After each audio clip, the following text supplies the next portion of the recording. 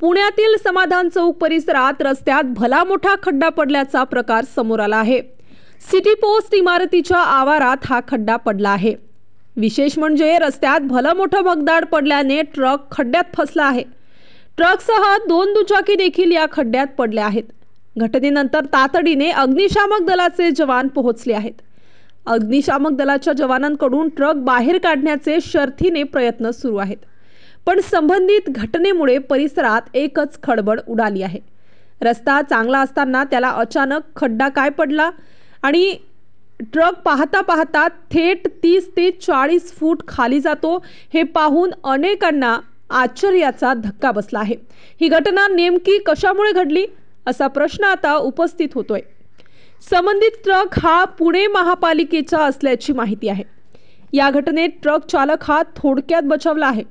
त्याने प्रसंगावधान साधत थेट ट्रकमधून उडी मारत स्वतःचा जीव वाचवला। दरम्यान आता घटनास्थळी बघ्यांची मोठी गर्दी झाली आहे। स्थानिकांनी दिलेल्या माहितीनुसार रस्त्यावर अचानक हा खड्डा पडला।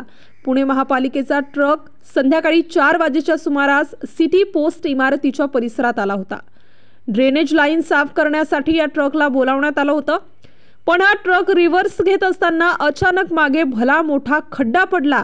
हा खड्डा हळूहळू खोल होत गेला आणि पुणे महापालिकेचा पूर्ण ट्रक खड्ड्यात गेला आहे।